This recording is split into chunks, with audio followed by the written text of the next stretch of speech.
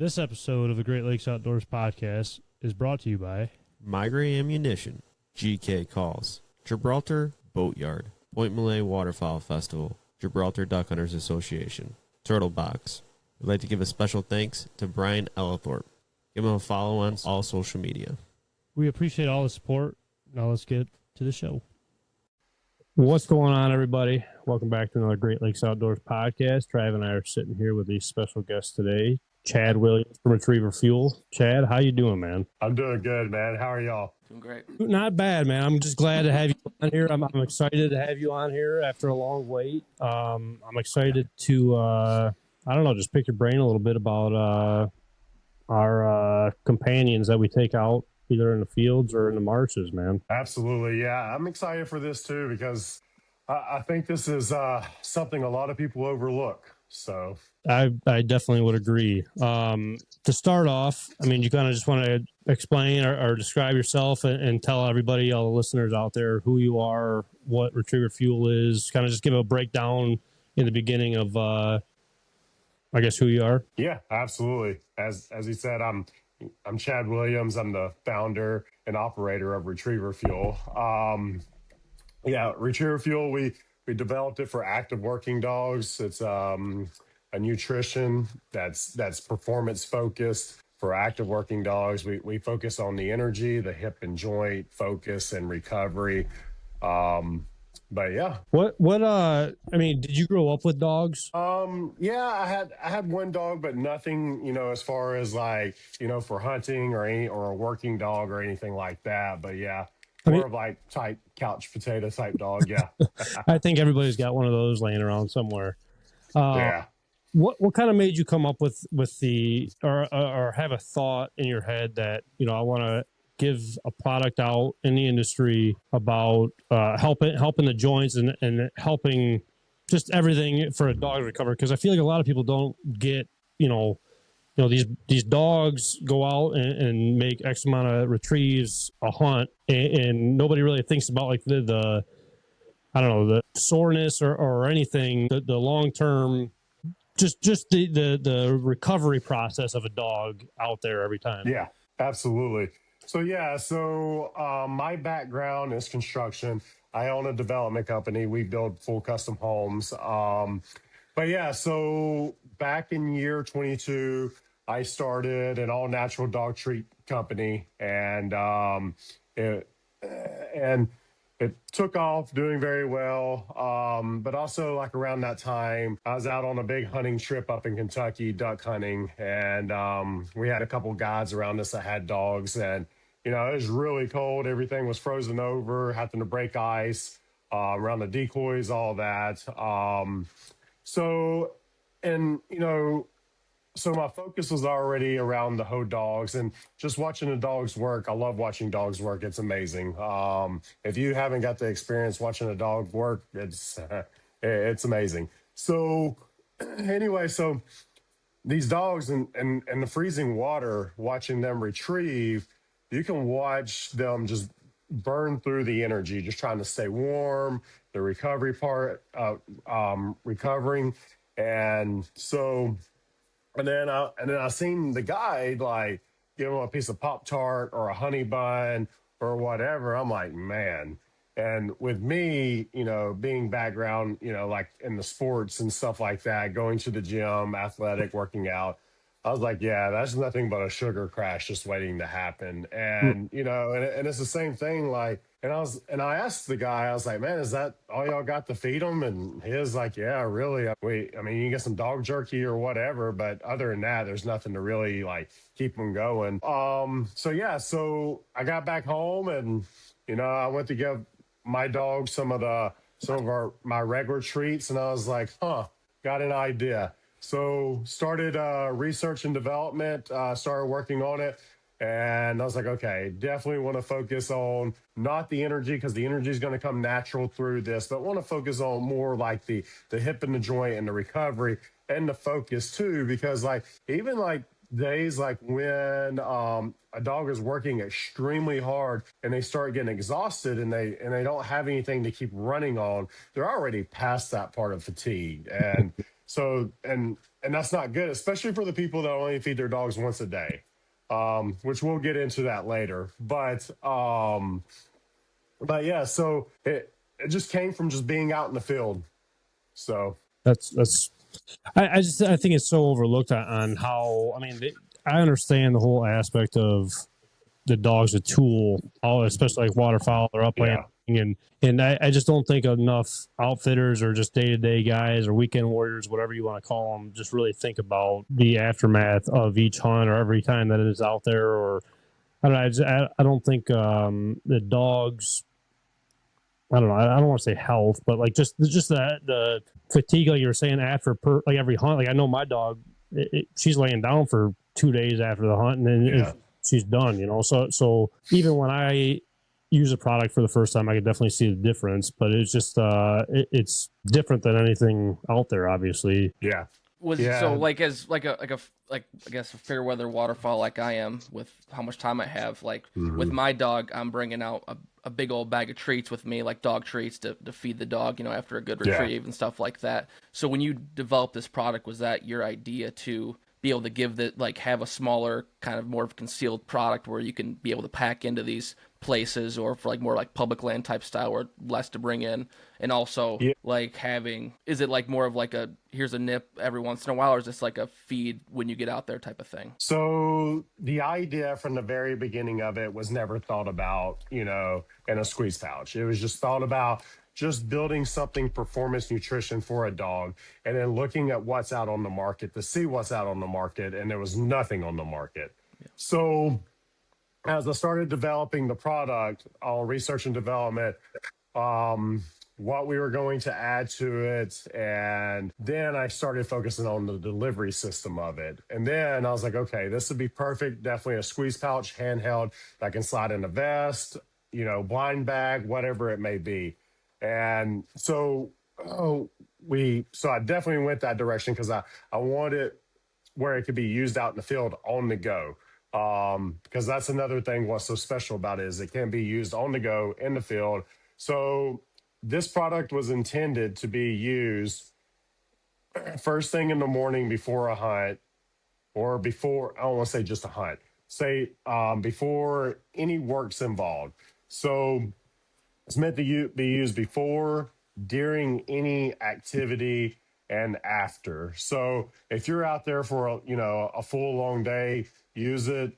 Before, about a quarter of a pouch before, and then throughout the day they get another quarter of a pouch or half a pouch, and whatever's left. If you're only feeding your dog once a day, then just use that as the kibble topper and give them the rest as recovery. And what makes this product so special is the delivery of it, of how it is delivered and how the dog does consume it. Because there's a lot of great companies out there, but we wanted something that was designed to give a dog that has a slow digestive rate that allows the supplements to for the dog to consume and absorb the supplements throughout the body. Because if it's something that's very fastly digestible, then it's in and out. The dog's not getting the supplements that it needs, the nutrition value of it. So that was our biggest thing with that.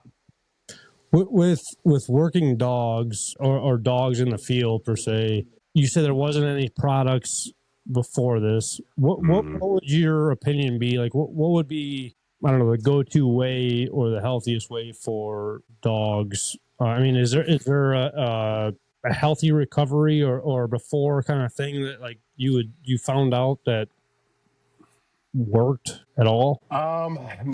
Not really. A lot of people focus on recovery, just giving protein because the muscles need protein to recover. You feed the muscles protein, and a lot of people call that good enough, and it's just not good enough. And that's where, like, most people are feeding their dogs, but they are not actually fueling the performance of them. And there's a big difference between feeding a dog, maintaining life, versus fueling a dog to perform, recover, and stay healthy long term. There's a huge difference in all of that. I would agree. And and that's really what I built everything around, retriever fuel. And be honest, this goes way beyond just one product. I mean, so I mean, like I said, there's a lot of great products out there, but at the end of the day, for something that's meant to be used out in the field this way, and everything that we have packed into this and what this does, there's nothing else out on the market even close to it. For an average one, kind of going back to like the one like time a day you're feeding your dog. I mean, what is your opinion? Like, I mean, every dog is obviously different, and I think a lot of like dog handlers don't understand. I feel like some of them get their dog and they think it's going to be as good as the last one that you had, or just like the other one, and they don't understand everybody's got their different personalities or whatever it may be. What is your go-to like the feeding habits, I guess you want to say, like like the one time a day or the 2 time a day, or So okay, for me, because I'm active in the gym, I go to the gym, I eat around 6 times a day. And so, and a lot of people's going to disagree with me on this. And look, this is totally fine. I'm not looking for someone to debate me on this or anything. The biggest mistake that I think dog owners make, especially ones that's working their dogs, the biggest mistake I see is with the dog owners only feeding once a day. I mean, think about it this way. You take your dog out, you train your dog, you hunt your dog, you run your dog, you work your dog, and then they only get one meal at the end of the day. Imagine doing a full workout, or you doing an all-day project or just your normal workload day, and you only get one meal eating until, midnight or in the evening, whenever it may be. That'd be insane. Yeah, and where people want to argue or disagree with me is, well, they worry about the bloat, or they don't want their dog going to the restroom in the middle of the field, popping a squat out in the field. I get that, but that's minor. But the popping the squat out in the field, that's a minor thing. I mean, it's going to happen. But yes, the bloat, you need to give them, 30 minutes, 45 minutes to an hour, for them to digest that food. And I get that, but you're expecting, performance out of your dog. Dogs need fuel before and after, not just one big meal when it's over. To me, it just doesn't make sense. And I know a lot of people want to argue with that, and hey, that's fine. Everybody has their way of doing things, and it's worked for them for many years. And, and some people are like, well, if it ain't broke, don't fix it. But, a lot of people that may have problems with training or whatever it may be, a lot of times it's fatigue in the dog. It's not the training. It's not the dog not listening. It's just, I mean, when you're fatigued, it's hard. Yeah. Would you recommend feeding your dog different amounts, like say during hunting season or when they're actively training versus days where they're like not doing anything? Right? Yeah. So that's another big thing. And it's the thing. It's just like us. We go to the gym, calories in, calories out. And if you've got no calories to burn, you're going to deplete really quickly. So yeah. So like, if for me, like if I know that I'm going to the gym and I'm going to hit legs, I'm going to get a good heavy calorie meal in because I need that energy to burn and to push through. So that's, so I do think that you should, for a dog, the food should change a little bit depending on the workload. Okay. You might not know this answer or not, but I guess for me, my dog's 5 years old, right? And he's kind of became more of he was started out as a pretty big hunting dog. Now he's kind of turned into more of a couch potato in a sense, hunts a little bit. Yeah.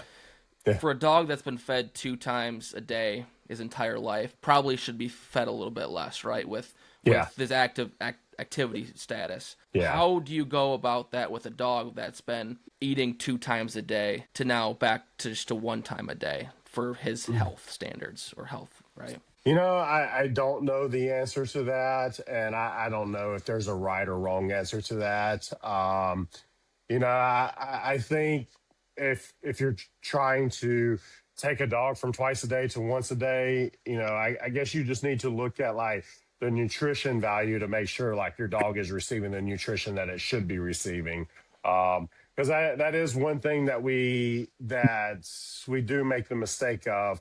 because this is how our mind is programmed. We think everything our dog is that they need is in the kibble, and Yeah. it's not. It's not. If you knew the process of kibble, you would know. And I'm not saying all the kibbles are processed the same, but yeah, It's the food, dog food itself is such a scary thing.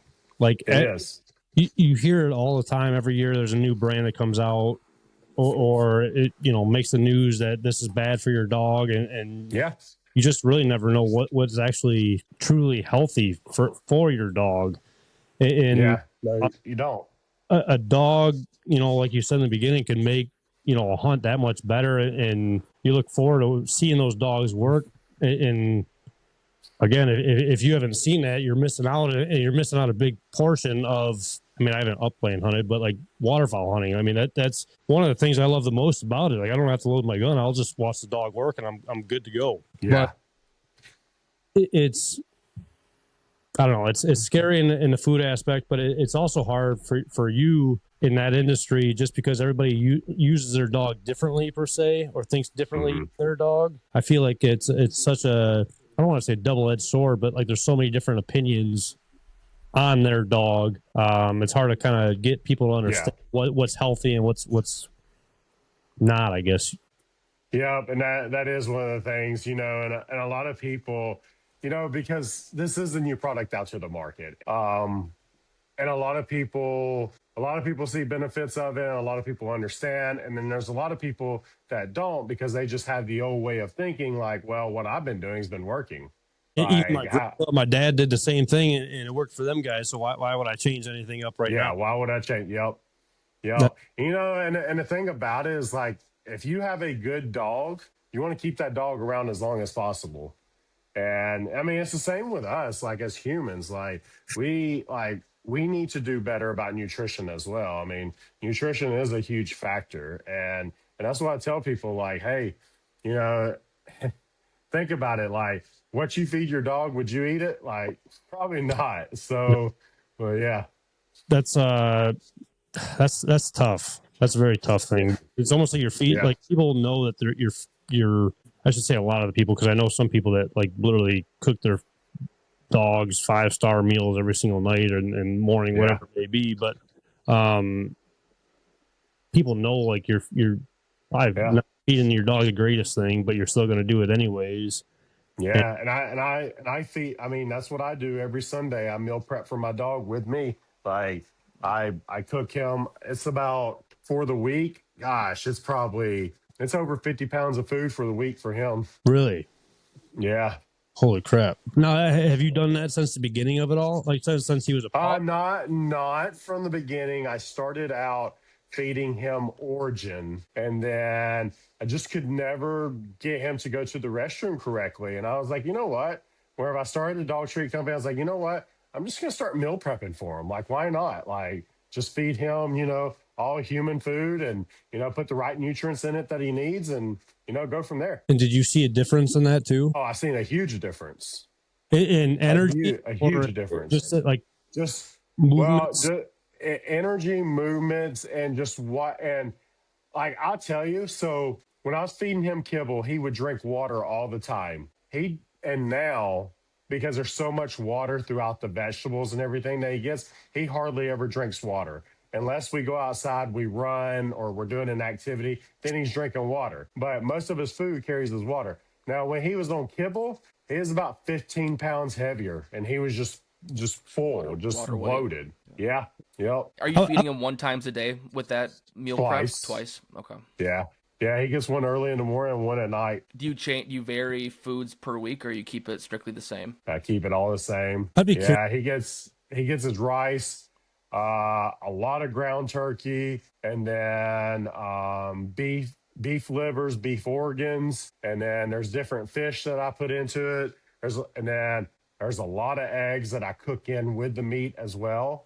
And then he's got his vegetables like sweet potatoes, peas, carrots, cauliflower, stuff like that. And then he's got and then all the nutrients that I put into it as well. I'd be curious on just like the side-by-side comparison of just regular dog food. I mean, obviously every dog food's a little Yeah. or whatever. Yeah. That compared to like the meal prep, like, you know, side by side, the fattiness that the dogs hold. I'll just be Yeah. curious on the difference. I mean, I know there's a lot, but I would assume there's. Yeah.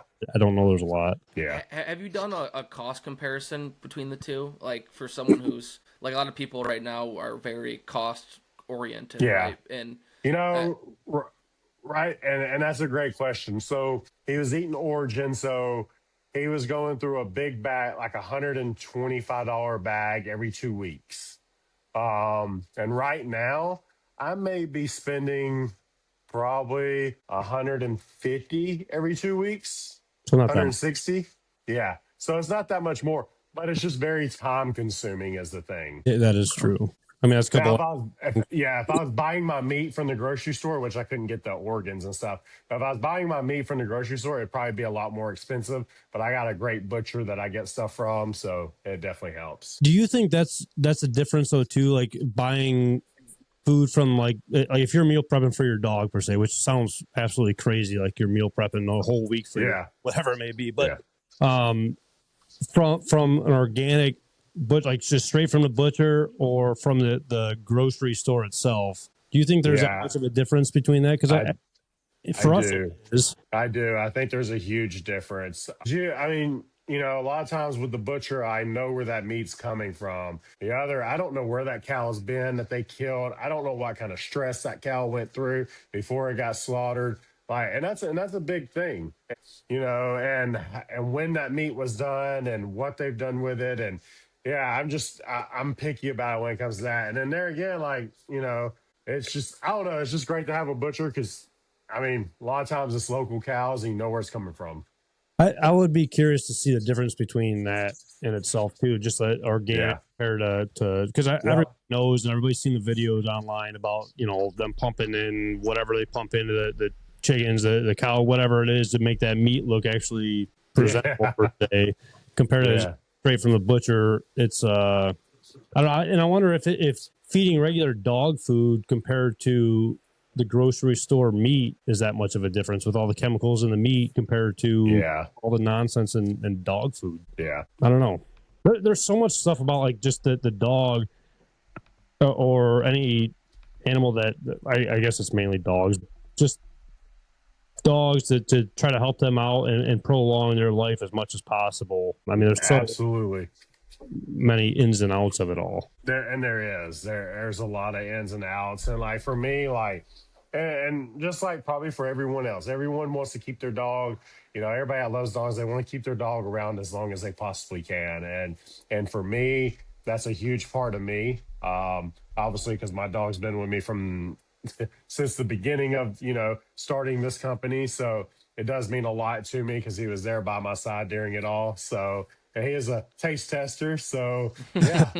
I will say this now that you say the whole taste tester. I thought you were absolutely crazy when we first talked on the phone. You told me to taste the product and tell me to tell you what I thought of it, and to say that I almost ate the whole thing before my dog even got a taste of it. I mean that would be the truth because I mean the stuff is pretty dang good. It is, and you know, and it's amazing, like what people say, or even just the looks that I get whenever I tell people, I'm like, hey, try it. Everybody's brain is programmed like, no, like that's for a dog. I wouldn't have that. I'm like, okay, so if it's for a dog, then why would you be feeding it to your dog? You know, if you don't even want, like, so for me, you know, taste is everything too. And yes, I get a lot of dogs will just eat whatever. Like I get that. And a lot of things that we wouldn't even touch. So, but yeah, so like for me, I wanted everything, all human grade ingredients. And I wanted the best of the best. And, you know, I was like, well, if I'm going to give this to my dog, then if I'm not going to give my dog anything less than I would give myself, looking at as far as a performance nutrition and just a overall nutrition. What has been like some of the hardest parts, you know, being all natural, and what has been some of the hardest parts coming up with this?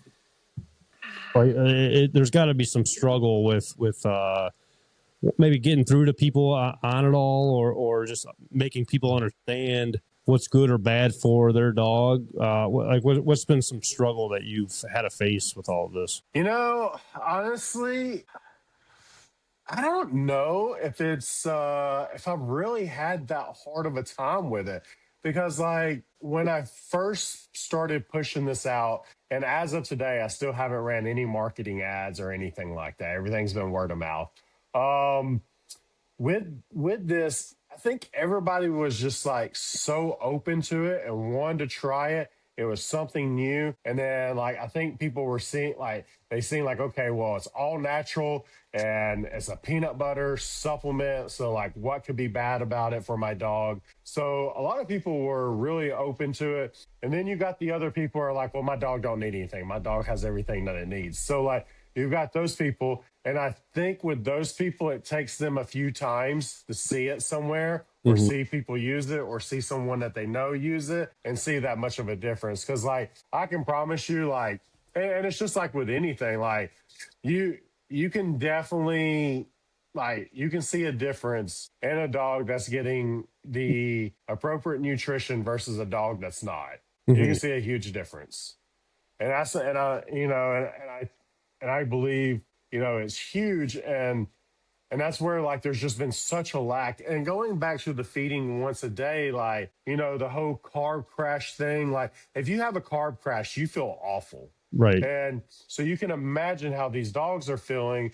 And then these dogs going hypoglycemic and all that, the sugar just crash. And a lot of times that is due to only getting fed once a day because they don't have the appropriate nutrition that they need. Which is even crazy too, because I mean, there's a lot of guys that go out there to train dogs and run their dogs, work their dogs, whatever it may be, and maybe feel defeated with running them or how they perform that day. Yeah. And there's probably a slim amount of people that really break it down to the food or how you feed the dog or what they were Yeah. fed like before training or whatever it may be. I just don't think that a lot of people realize that. I guess I think they almost go directly to the dog's just off or just stubborn or whatever it may be. They don't Yeah. think about Exactly. the diet that dog's on. I don't know. No, you're exactly right. You nailed that. But you know, and to go back to your question, like for like people wait until it's too late. Mhm. And what I mean by that is people don't realize when a dog is working, it is creating damage within its body. The ligaments, the tissue, the cartilage, all of that's breaking down. A dog, jumping off the back of a truck. I mean, it's just a matter of time. And that's one big thing, like for me, like because we're so guilty of this as humans, it transfer over to our animals. So and what I mean by that is like most people wait until their dog breaks down before they start, caring about nutrition. They're like, oh man, my dog's breaking down, my dog's limping, my dog's doing this, my dog's slowing down.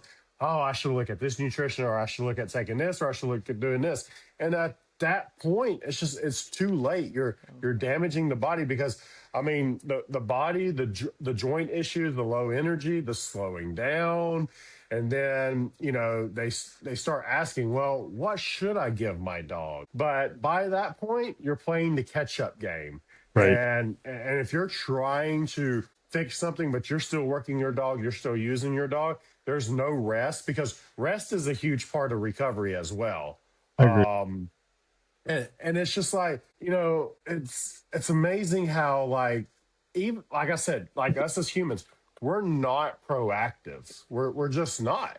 And it's one of the things like, we need to be more reactive, not and if we become and if we're reacting and we're not proactive, we need to become proactive and be reactive about it all. And that's where like the best dogs are built with the appropriate nutrition.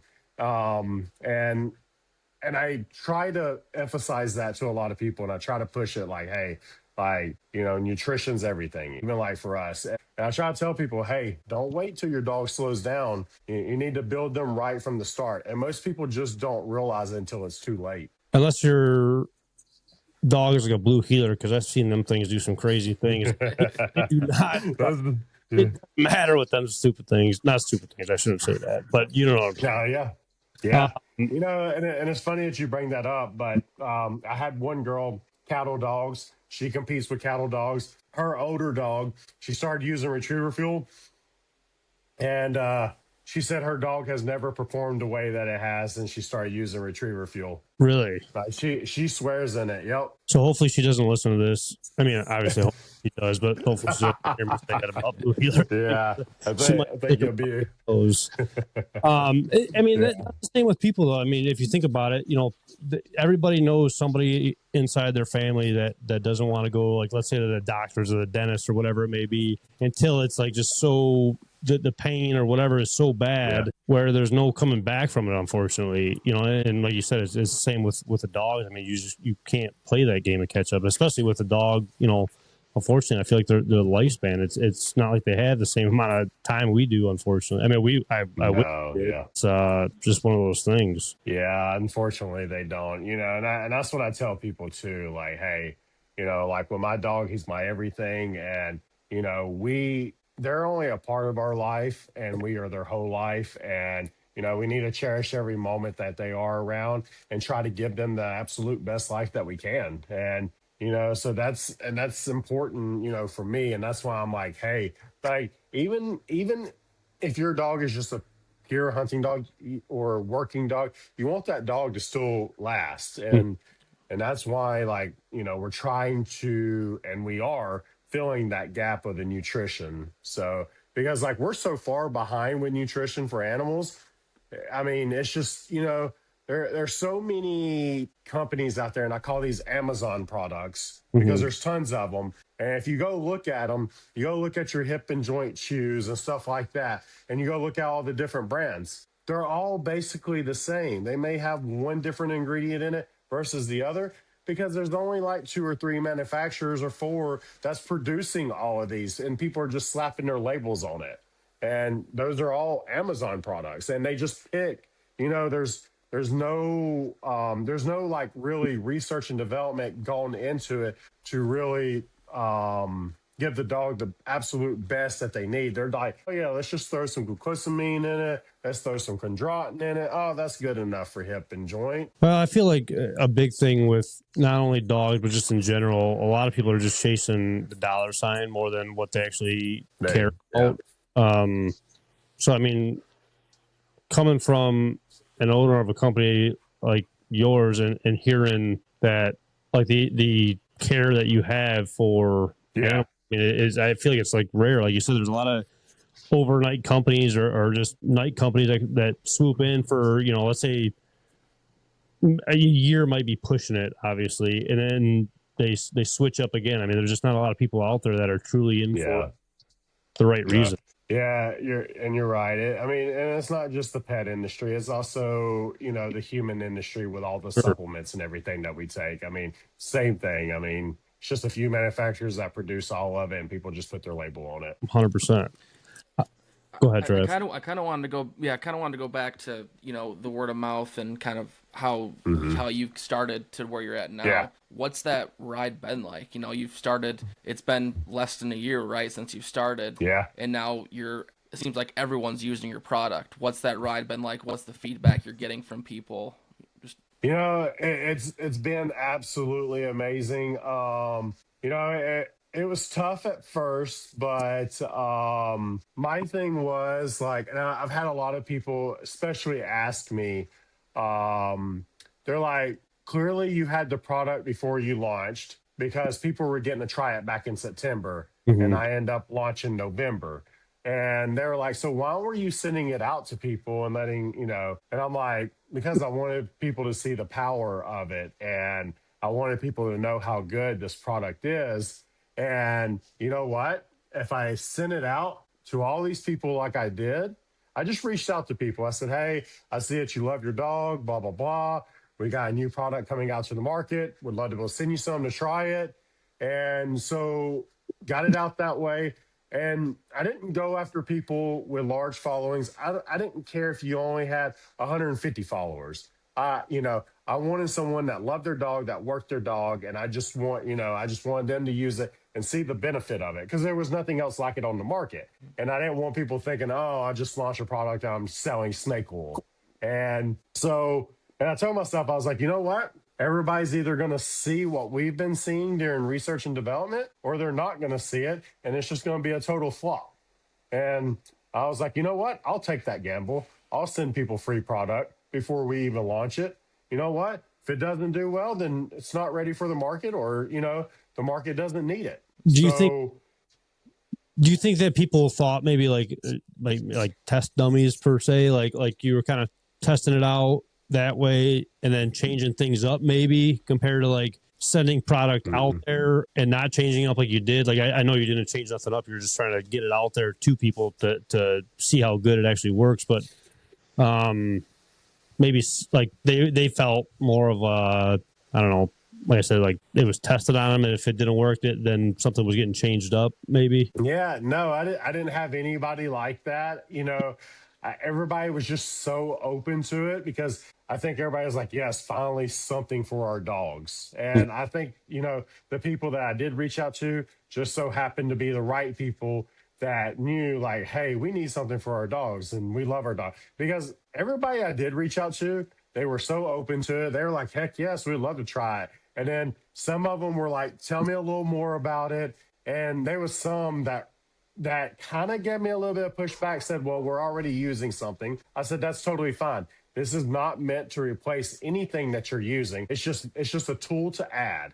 And so, and I would have to break, and then some people I had to really, really break it down and let them know like, hey, this is what this is and this does. And they're like, okay, yeah, we'll try it. And then, so there was maybe a few people that was skeptical of it. And then they tried it. They're like, yeah, my dog loves it. I've seen a huge difference. And I was like, great. And then, so yeah, so a lot, and a lot of people thought I was crazy for doing that because they're like, the word could have got out and, nobody liked it and you wouldn't have got any sales. Yeah, you're right. But you know what? I'd rather that happen than trying to push a product out, and just have people just waste money. So yeah, that was important to me. And, as much as I love my dog, so and the community has been amazing. Everybody's been great and everybody's loved it. And, it's been, pushback from a few people, saying, well, my dog doesn't need energy, so don't need your product or whatever. Hey, that's great. That's fine. No problem. It does more than energy, but yeah. Right. There's always someone. There's always a couple people in the crowd, right, that are just there to knock you down and to do those things. Yeah. But I was reading through the comments today and yesterday, and it was just awesome to see all the amazing feedback you're getting from people. Yes. I mean, I feel like there's always stages though too. I mean, let's say a new dog owner, and I don't want to say all new dog owners, but like they just don't really know the whole They don't. nutrients the dogs need, and there's like the middle guys that they want to, but like just don't maybe have the time to meal prep or whatever. And then you got the guys that care about every little ounce that goes in to their dog, and it kind of goes back to where I think it's almost funny where people going and picking up a puppy and then they're seeing their parents master hunt or whatever it may be. It's behind the scenes stuff that makes that dog act the way that they do. Is, I don't want to say energetic, but like is high strung and balls to the wall all the time. And people just think that that's how their dog's going to be. And it's just not it. Like you don't see the, like the prep for it all, the food that is brought into it all. That dog like that. I don't know. There's just stages I feel like with certain owners. Yeah, no, and that's one of the things. Like, another problem. Like most dogs are fed like house pets, not athletes. And if we have these dogs out working, they are athletes. I mean, they're and then like kibble, to me, it's a baseline survival at the end of the day. That's what it is. It's a food. It's a baseline. They need it. It's not an optimization. I mean, active dogs, they burn through energy, joints, recovery, all of that. And so, and if you're asking your dog to perform like an athlete, then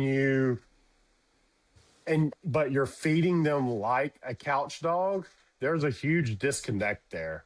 Yeah. And you can't expect performance if you're not fueling performance, and that's a big thing, because like, same thing, like, I mean, if you're a human, you're going to go run a marathon, but you eat potato chips and everything before that, yeah, you're not going to do very well. I'll tell Yeah, you what, that's though, there are some rare people out there that I know, like playing ball back in the day, where there were some people that just eat ice cream and do whatever. Just seemed like, how in the world are you doing this right now? Those are different genetics. But yeah, no, I agree. I mean, it's a needle in a haystack right there.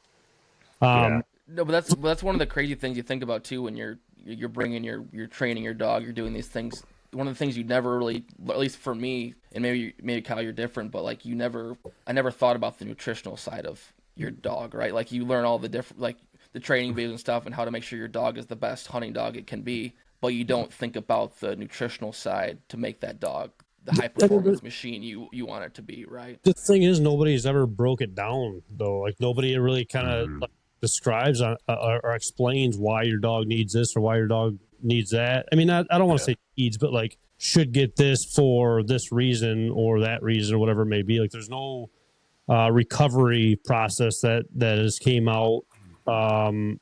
To help your dogs, prolong their life and their joints or whatever it may be. There's just been nothing out there. Like you said, it's just all been, this is what you do to train your dog to do this, but there's no after, like after the camera shuts off, that's it. That's all you see. That's it. Yeah. Yeah. But how long do you like say, I guess, like for somebody using retriever fuel, how long does it take for somebody to kind of see a difference, do you think, in their dog? Every dog's different, I know, but you know, I've gotten a lot of responses, and then also like our field testing, a lot of responses and our field testing, and our field testing is real. Like it's not just like some lab field test used on a rat or something, but no, big, just saying, no.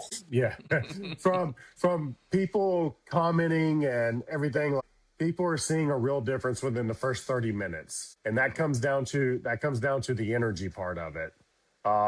So they're seeing a huge energy. And the energy is not like going to drink a Red Bull or anything like that. So like I like to tell people, like, hey, like our energy, like we're not like gasoline.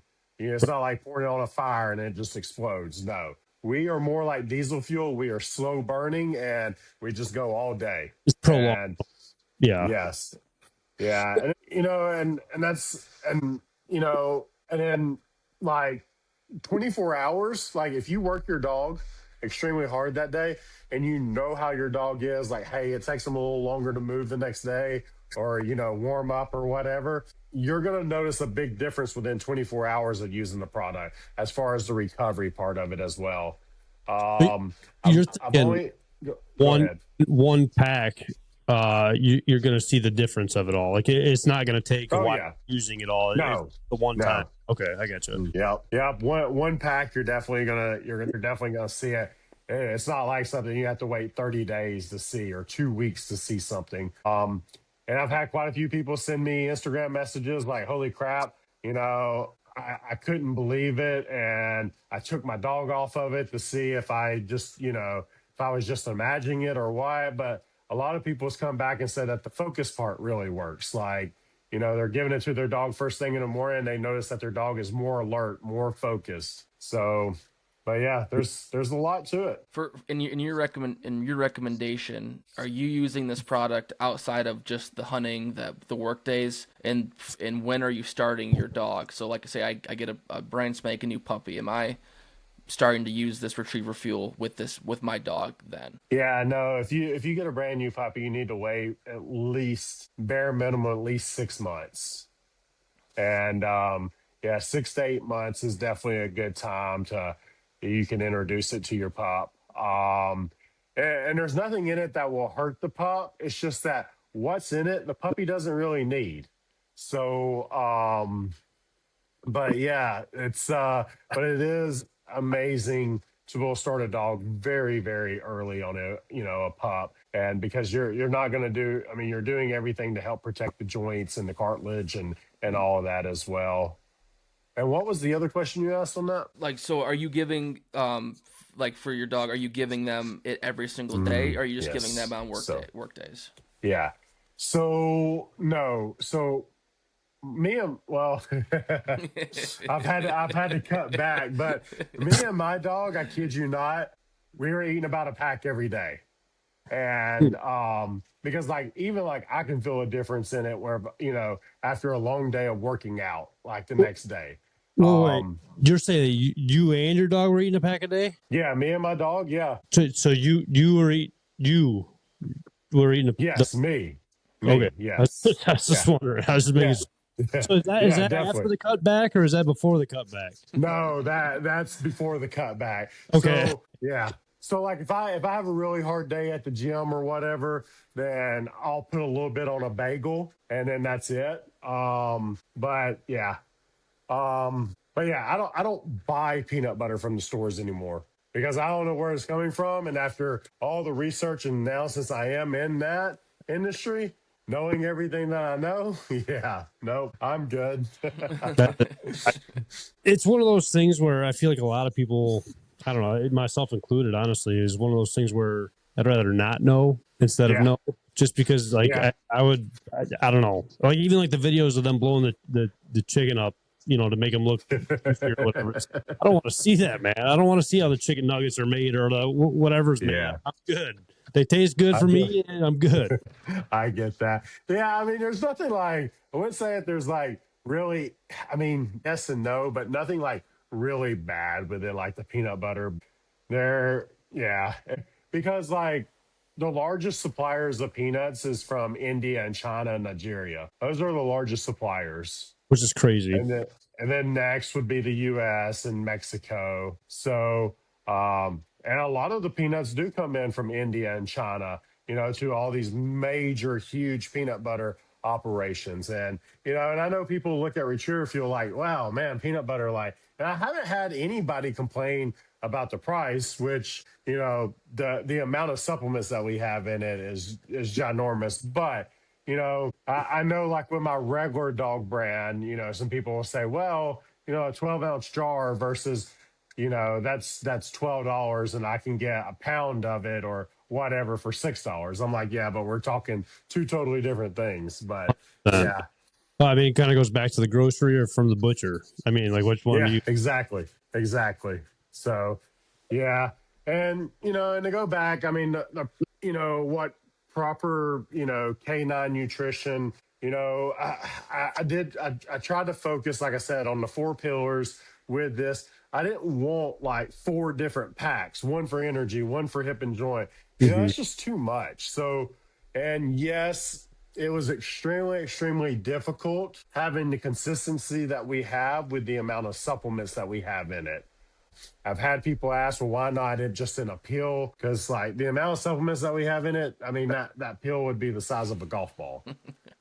That would be tough. And I'll yeah, and I'll tell you when we were first, getting into it with the supplements and everything, the first run, well, the first 5 runs, I mean, our peanut butter just turned into a brick. Oh, really? Yeah, yeah, Well, I mean, kind of even going back towards like the pill aspect of it all. I mean, there's a lot of dogs that don't like taking anything that even exactly. medicine or whatever. I haven't met one dog or heard of any dogs that don't like peanut butter. Yeah, no, and it's very, very rare. And I think I've only met maybe 2 people out of all this that their dog doesn't like peanut butter. Trust me.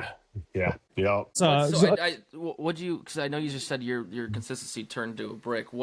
Like how many trial and error runs do you have to do to get that consistency so it's staying that more of a fluidy texture to it? So that was when we were first starting out and going through the research and all of that and trying to bring the product to life. And because the supplements that are in it, those are not the first supplements that started throughout it. Like one of the supplements like that's known for hip and joint is chondroitin. Chondroitin, whenever it gets into something like that, it becomes real gummy. So stuff like that hardens up or it just becomes gummy. So it's a lot of trial and error, and then just trying to figure out what was the absolute best that a canine needs as far as as far as its complete nutrition. Now, yes, there is some other stuff that could be added to it. I don't want to say complete nutrition, but an overall top stack nutrition for working dogs. I just wanted to be able to put the best of the best what we could in there. So that's got to be such a hard thing too. I mean, kind of. So you say you came from like a construction background, or like yeah, I don't know if you still do that or whatever, but I do. Yeah. To like, have you always been this knowledgeable on like what goes into like food or what's better for dogs or whatever? Maybe I mean that's got to be a whole different learning curve at that point to kind of understand. Yeah. It was definitely a huge learning curve, huge, and just what it just takes to be able to put a product out to the market. Right. Also, huge learning curve. As far as supplements, yes, I had a pretty good understanding of supplements. What supplements are good, what's not, what works, what doesn't, or what amounts and stuff like that. And yes, it's different, for dogs and the size of dogs. But I did have some help. I I had pet nutritionists and then I had some veterinarians that helped with like the supplement line of it. And then also, I have a lady, she's developed a lot of products for a lot of different pet companies. And so she helped tremendously. Now, I guess that brings like to another question. You said like the size. Is there a go-to amount that you should feed a dog or give a dog, depending on like their weight or what size of a dog it is? Is there a certain? No, like like on the back of our pack. I mean, we have it on there. So on the back, recommended serving size based on dog's weight: under 25 pounds, a quarter to a half a pack. Um, 25 to 60 pounds, a half to three quarter. Over 60 pounds, one full pack. The thing with this, there's nothing in here that can hurt a dog if they eat too much of it. Mm-hmm. The only thing is because of the active ingredients, the supplements that are in it. If a dog is not used to it and they get a lot of it, it could cause them to go to the restroom. Especially like our shiitake mushroom and stuff that's in there. MSM is known for that as well. But yeah, Interesting. There's so much, and I personally would never be able to just really break all this down like you have. I mean, it's insane. It's a whole different learning curve, like I said before, just to understand the process of how everything works like that. yeah. I don't know. It's something. With the product itself, you talked about a lot of word, like just the word getting out there compared to, a lot of people online nowadays. It seems like if you don't pay money to put it in front of people, you're really not even a part of the game anymore. Do you think, I mean, that was the best route wise? I just feel like there's so many people that just pay money to get their name or the product out there. Yeah. And kind of just fake it till you make it kind of thing, I feel like, instead of just doing it Yeah. the natural way. I guess So, on that. yeah. So, I mean, companies look at it. I mean, a lot of companies that I know, and it's kind of crazy how a lot of companies operate. Like I told you before, like for me, I didn't care if you had 100,000 followers versus 150 followers. That doesn't matter to me. I don't care about your following. It doesn't do anything for me. And the same thing for me. Like, I don't know. On Instagram, I think with Retriever Fuel, I have a couple thousand followers. I'd rather have a couple thousand followers that are loyal, that is purchasing our product, versus 100,000 people that are just, not purchasing anything. So, yeah. So for me, yes, because Retriever Fuel being a brand new product, I thought it was the best route as far as marketing to go to get it into people's hands that I felt like I trusted, that I reached out to personally. The owner of the company, me, reaching out to them personally and saying, hey, like, this is a brand new product. We haven't launched it yet. We're getting close. And so I didn't, because you can either do that or you can just spend a lot of ad marketing dollars. And I would rather take that money that I'm going to spend on ad marketing dollars and then spend it on the product to send it out to people for them to try it, especially people that I know that loves their dogs and that people that are appreciative of it. Um, but yes, I get there is a lot of companies out there that feel like, hey, like if we send out, 5,000 units of these and it just looks like it's everywhere, people are like, oh, I need one of those. I need to buy one of those. Yes, I get that. And a lot of people and a lot of those companies, they heavily focus um, on how many followers that they have and this and that, and like, oh, you need to have 50,000 plus followers. Yeah, we're not like that, and I don't care for that. But yeah, and hey, whatever works for companies works. You know, but I do like there is a lot of people out there that do have some followers, and they're just like, yeah, I'll do it for the free product. So yeah, It's pretty crazy. I mean, in this industry, the hunting industry alone, how much social media has like engulfed everybody's brains and just like brainwash people on, you got to have this amount of followers or this amount of likes per post, or you got to have the blue check mark to be something. And I mean, it's hard to even tell who's real and who's fake nowadays because, it is. buying followers and it's such a bad look on so many different things. And for an outsider looking into the hunting world, I mean, it's like, why would you even want to get involved with something like that? And it's an unfortunate. Mhm. Sure. It is. So for you to look at, what you've created and look at it to where, if I just get the right people, in front of the product itself, it would help me out a lot more. I mean, it's a lot different than what other people think, I guess. It's the right way to do it, Yeah. Yeah. It is, but I mean, that's just like with anything though. And they've been doing it for such a long time, like with celebrities. Oh, that celebrity has this. I need to do that. 100%. It's just like, That. the cult followings that a lot of these people have, not like necessarily like with our in our industry, but like as far as movie stars, actors, or whatever, people are like, oh, well, that person has this, so I need it. So, do you know who Brittany Aldean is? Is it Jason Aldean's wife? No. Yeah, Is it really? Yeah. yeah, Oh, okay. Yeah. Then I mean, I don't know her, but I mean, I heard yeah. the name and just. So a few years ago, they lived right down the road from me, and ran into her at the gas station. I didn't recognize her, and then she got to talking about my dog being in the back of the vehicle. And then it was before I even launched Retriever Fuel, and I gave her one of my dog products of my company, just the regular normal dog products. Mhm. And then she took it, and then she fell in love with it, and she posted about it, and like within like I don't know, within like an hour, it was sold out on Amazon. Wow.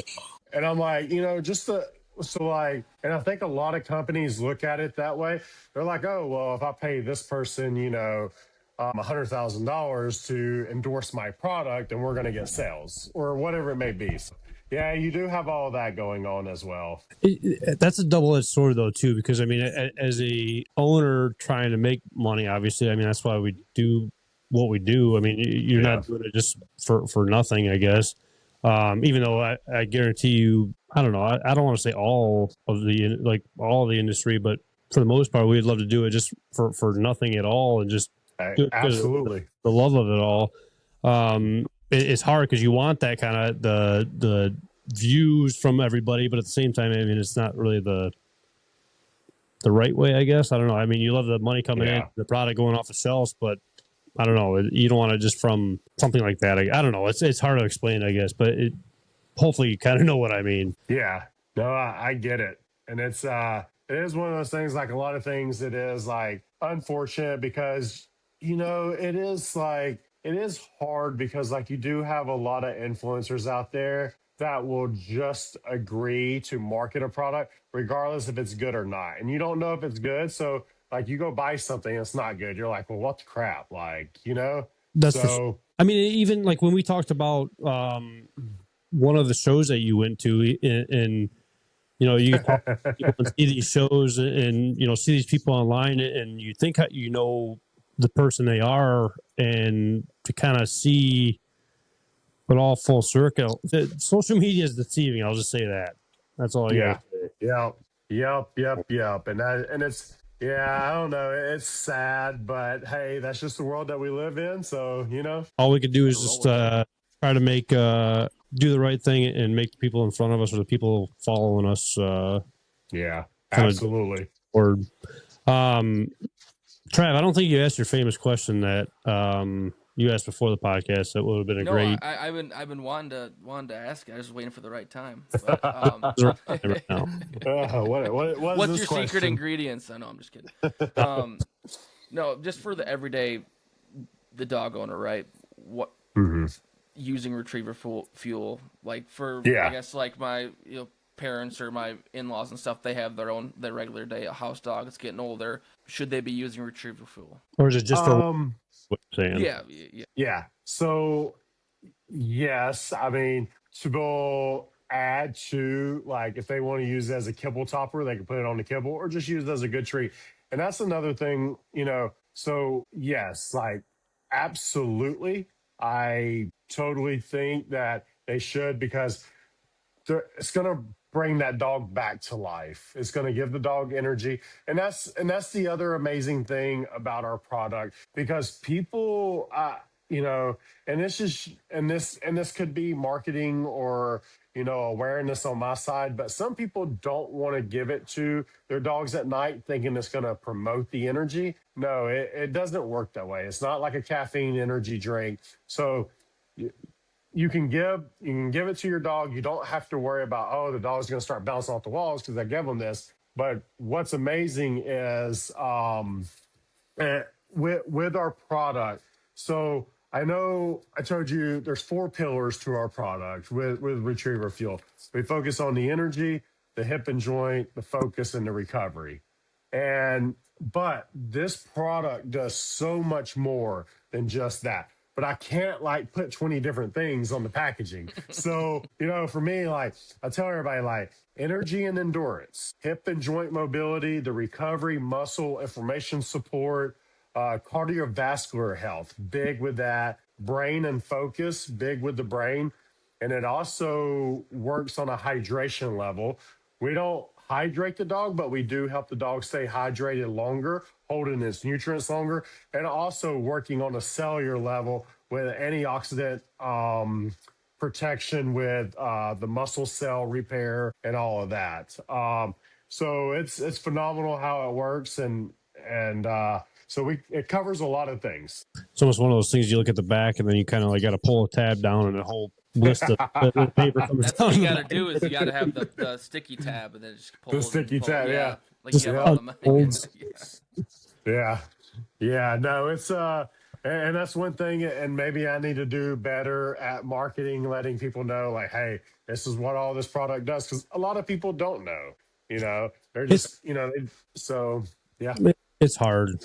I mean, good for you, good for the industry that like you came up with a product that cares about our companion that we bring out there every single day, and I mean, like you said, being one of the only ones that have really kind of, I don't want to say like the only ones, but like the one that I don't know, took the next step, I guess, to actually really care about the dogs Yeah. out there and the health of it and prolonging them out there, and I don't know, it's you got a really good thing going, man. I mean, I feel Yeah. like the biggest hump is just the owner of the dog, right? Because a lot of us, like I would say myself, is very uneducated in the health of my dog. So Yeah. having a product like this that is very beneficial for my dog, but then I see it, I'm like, well, maybe I don't have a hunting dog. I just have a house dog. Yeah. But this product actually might help put a couple extra years in my dog's life potentially with the joints and the brain and stuff like that. Absolutely. Yeah. Like having that knowledge to then be able to, okay, I'm gonna start giving my dog this a little bit in the morning, a little bit at night, type of thing.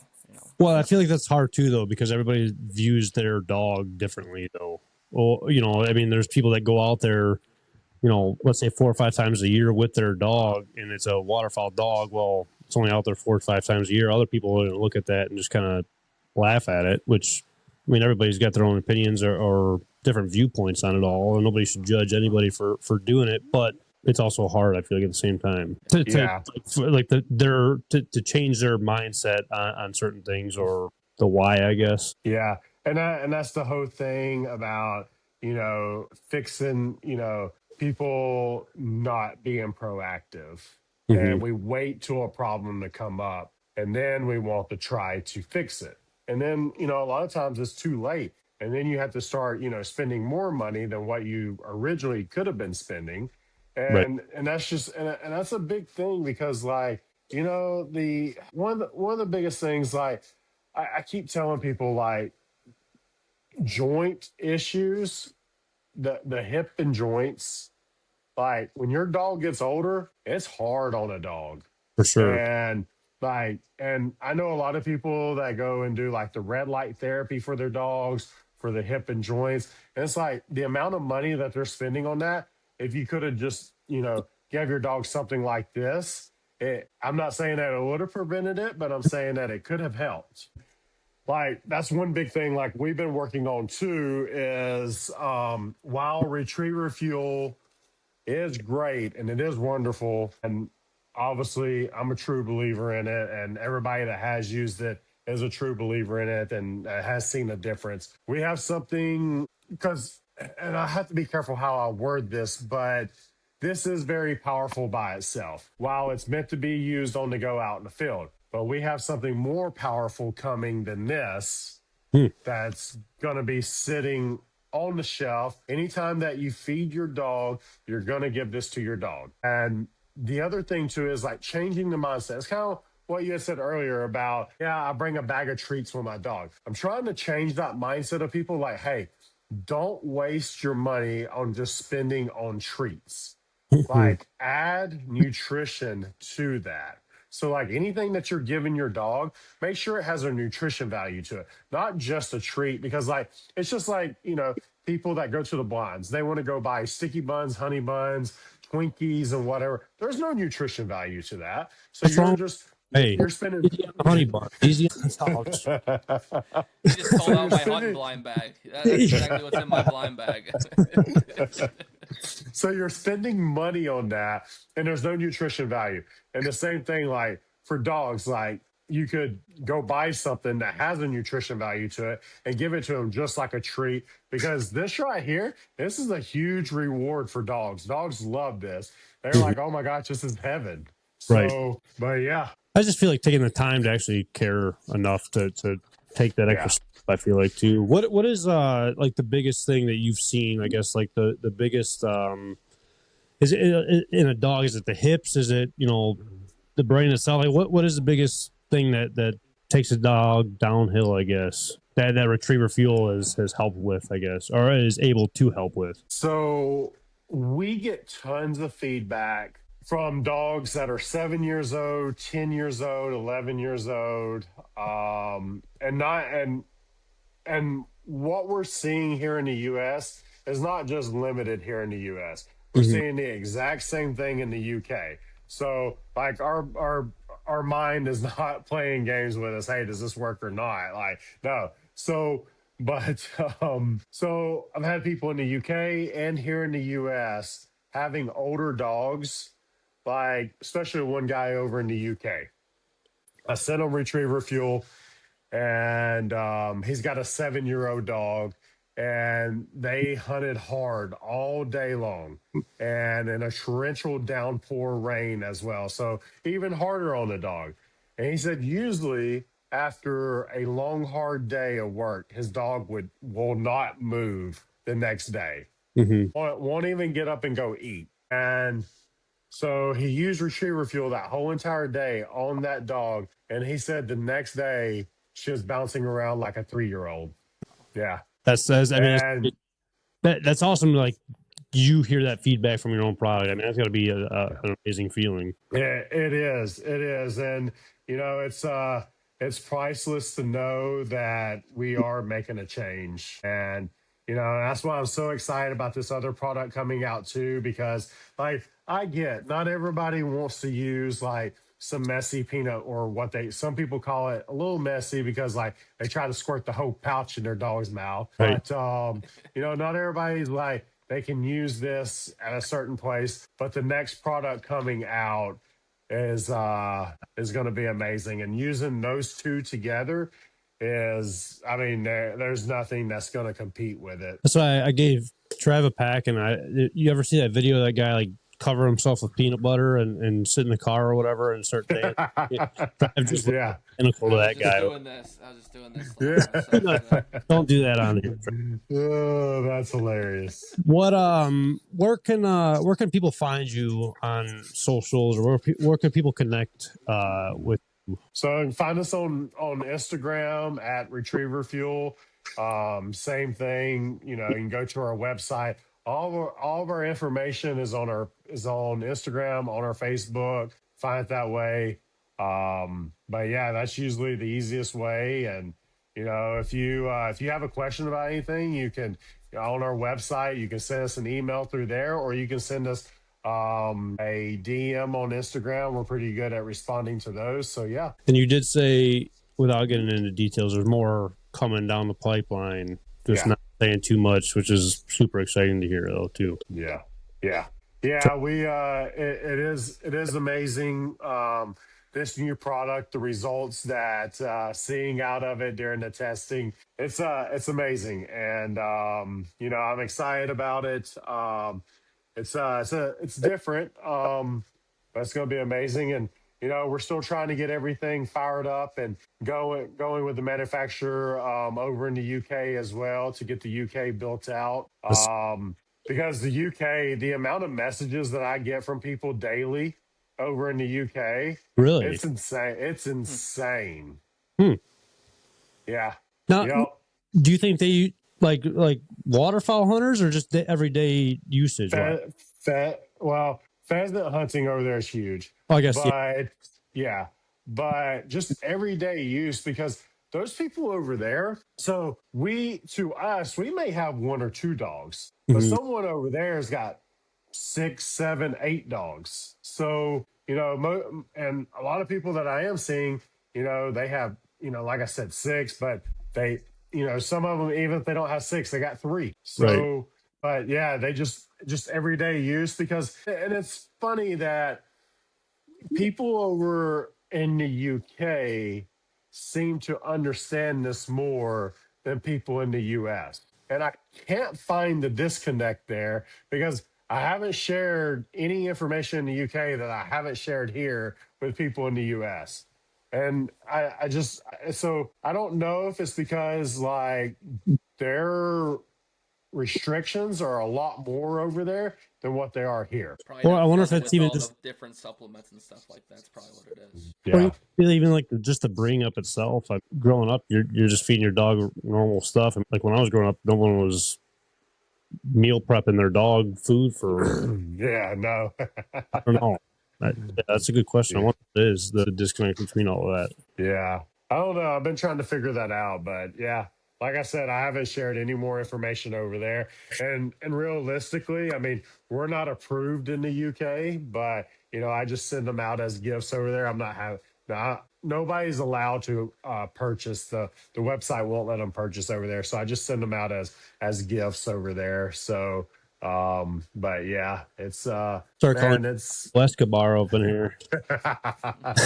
I know. People are like, so what happens if my dog says my dog is addicted to this now? I'm like, I don't know what to say. You just have to wait for us to get over there. All right, let's see how you're working over there. I see it. But Yeah. You're flying bags of retriever fuel over Exactly. to the UK. what's that one movie? The guy's dropping the stuff out of the plane and laying it out. Yeah, it's got Tom Cruise in it. What is that? I get the can't name. think of it, but I see the clips all the time on that, though. But there's Chad flying through the air, dropping.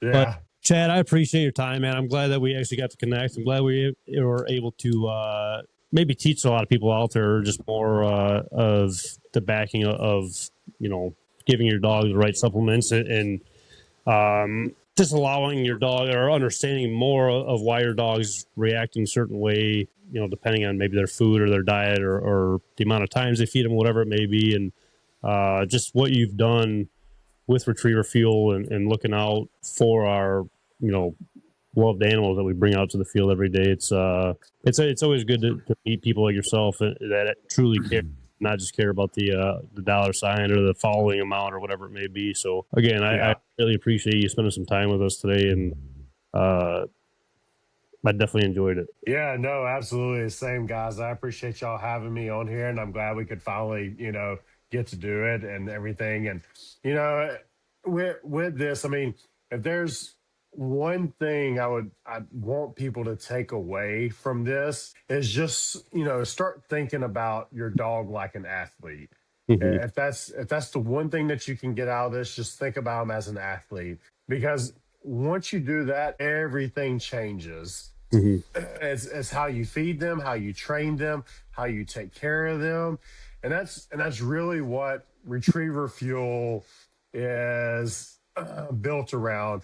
Just making it easier for people to actually do that, because it's not hard to add some extra nutrition to your dog with this. Like, wherever you go to feed them kibble, just take it and spread some on their kibble. And it's just the peace of mind, just knowing that your dog is getting nutrition, and that's what it's about. And I'm hoping people can start seeing that and realizing, like, hey, like, yeah, you're right. Like, I'm worried about nutrition for myself. Why am I not doing the same for my dog? So 100%. 100%. Again, I greatly appreciate you just even thinking of it. I mean, you've honestly taught me a lot just in a short amount of time about the way I look at it. Because I've be honest with you, I've fallen victim to not really taking much time to really care, unfortunately, about that kind of stuff. And thanks for making me feel bad, man. I'm just joking. Have you thought about doing like a pamphlet or something like that you would either maybe like sell or even just to put in with the boxes to like maybe like just like a help type of thing? Yeah, so I am looking into doing some pamphlets to put in with the boxes. So when we ship these boxes out, it does come with a little field guide use card to tell you, hey, it tells you how to feed your dog, when to feed your dog, when to give it to your dog or not, So, and then there's a QR code that you can scan on the back of the card. But I am going to start, maybe shipping like a little pamphlet or a little postcard, for that, because like I do want people to get the understanding of like, hey, like this does much more than just what's on this package, because not everybody can sit here and, read on this box, and know what each one of these supplements do. Right. And it's like the same thing, like, our Omega DHA, we don't use any fish oil or anything in our product. That is 100% allergy based. That was probably one of the hardest products to get my hands on, because we get our omega-3 DHA. We get it straight out of Brazil. Wow. It's the highest percentage of content of DHA that you can get your hands on. Wow. Super, super clean. That's super interesting. Yeah. So, and that just goes back to like our product, like I said, everything that we use in it is all human grade ingredients, even down to our supplements. We don't use any pet grade ingredients, no pet grade supplements. Everything's all human grade.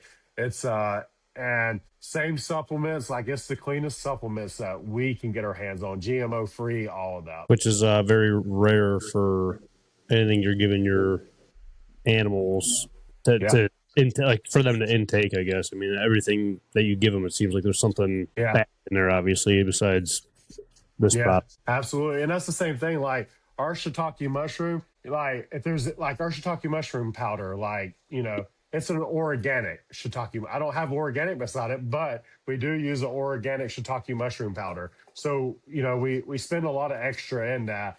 And yes, you can tell a difference just in the powder color of the shiitake mushroom if it's organic or it's not, which is wild. But yeah. Yeah, I mean, I'm sure there's a lot of like wild things in there. I mean, you learn a lot just off of building this whole thing, man. I would have never guessed there was a different even color than that. I don't know. Yeah. But I don't know a lot of things in general either. Chad, again, I appreciate it, man. I appreciate your time. If you could just stay on a little bit after this. Again, Absolutely.